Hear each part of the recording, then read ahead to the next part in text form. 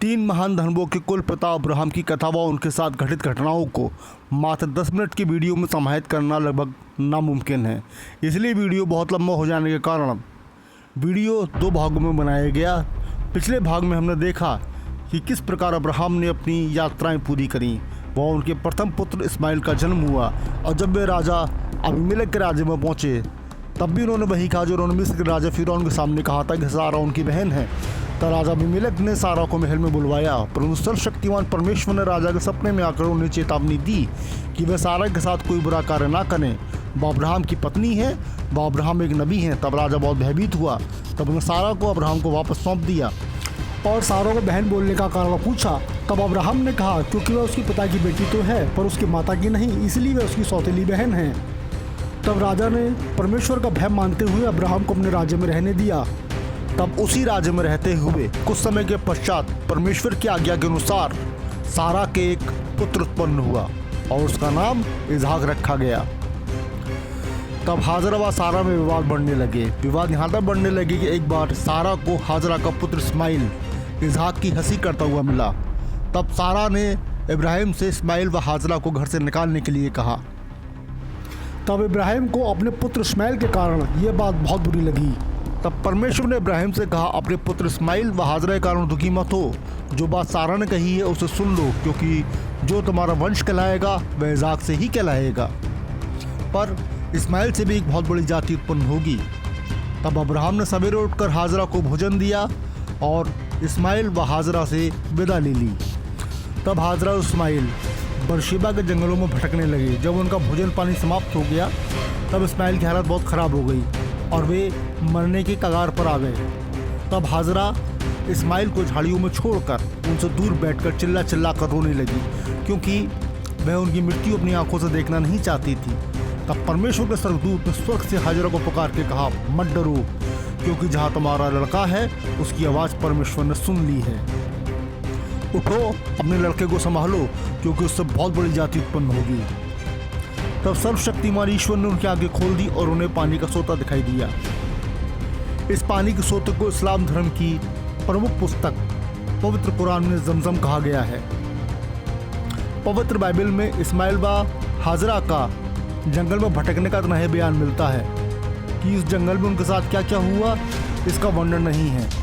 कुरान इस विषय में बताती है कि जमजम जो पानी का सोता उन्हें मिला था, वहाँ धीमे धीमे करके लोग आकर रहने लगे और वहाँ एक भरी पूरी बस्ती बन गई और वहाँ सभी लोगों ने हाजरा व इस्माइल का प्रमुख रूप से सम्मान दिया व उन्हें बहुत प्रमुख माना। कुछ समय के पश्चात परमेश्वर ने अब्राहम की परीक्षा करने के लिए अब्राहम को दर्शन दिया और उनसे कहा कि वह अपने पुत्र इसहाक की होम बलि करके मोरिया पर्वत पर परमेश्वर को चढ़ाएं। तब अब्राहम ने परमेश्वर की बात को सर्वोपरि रखा। वह अपना पुत्र मोह छोड़ दिया। वे अपने दो सेवकों व पुत्र इसहाक के साथ मोरिया पर्वत पर पहुंचे। तब वे अपने दो सेवकों को पर्वत के नीचे छोड़कर अपने पुत्र इसहाक के साथ पर्वत की चोटी पर पहुंच गए। तब उन्होंने वहाँ पर परमेश्वर की वेदी बनाई। वह अपने पुत्र को बांधकर उसकी बलि देने के लिए जैसे ही छुरा उठाया तभी परमेश्वर के स्वर्गदूत ने स्वर्ग से पुकार कर कहा, अब्राहम, लड़के पर हाथ मत बढ़ाओ, ना उसका कुछ करो। तुमने अपने इकलौते पुत्र को भी नहीं छोड़ा, इसलिए यह जाना जाता है कि तुम परमेश्वर का भय मानते हो। तब अब्राहम ने आँख उठाई तो क्या देखा, झाड़ी में बलि के लिए एक मेढ़ा है। तब अब्राहम ने उसे बलि किया और धीमे धीमे समय गुजरता गया। अब्राहम की पत्नी सारा 127 वर्ष की आयु में मृत्यु को प्राप्त हो गई। तब अब्राहम ने हित्ती जाति के लोगों से कब्रिस्तान के लिए ज़मीन मोल ली और अपनी पत्नी सारा को वहाँ मिट्टी दी। इसके कुछ समय पश्चात अब्राहम ने इसहाक के विवाह के लिए अपने सेवक को जिम्मेदारी दी। वह शपथ खिलाई कि वह इसहाक के लिए स्त्री अब्राहम के कुटुंब से ही लेकर आएंगे। तब उनका सेवक अब्राहम के भाई नाहोर के नगर जा पहुंचा और वह नगर के बाहर कुएं के किनारे अपने ऊँटों के साथ बैठ गया। तब स्त्रियां जल भरने आने लगीं। तब अब्राहम के सेवक ने परमेश्वर से प्रार्थना की कि वह किसी भी स्त्री से जल मांगे तो जो स्त्री स्वेच्छा से इसके सेवक को और उसके ऊँटों को जल पिला दे वही स्त्री इसहाक के लिए होगी। जब वह प्रार्थना कर ही रहा था कि तभी अब्राहम के भाई नाहोर के पुत्र बतूएल की पुत्री रिबका वहां आ गई। तब सेवक ने उससे जल मांगा। तब रिबका ने स्वेच्छा से उसे व उसके ऊँटों को भी जल पिलाया। तब अब्राहम के सेवक ने परमेश्वर की मर्जी जानकर रिबका को सोने की नथ व कंगन उसको दे दिए। वह स्वयं उसके घर में रुकने की इच्छा जताई।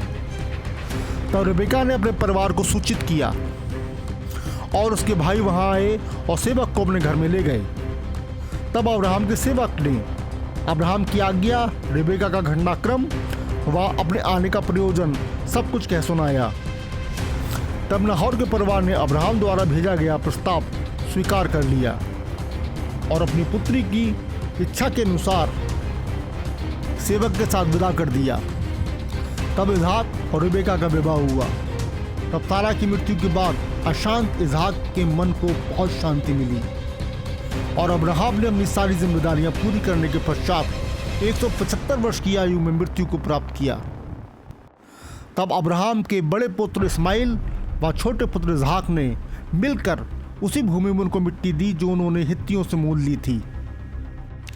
तो ये घटना थी महान अब्राहम की। हम आशा करते हैं कि आपको अब्राहम की महत्वता का पता चला होगा।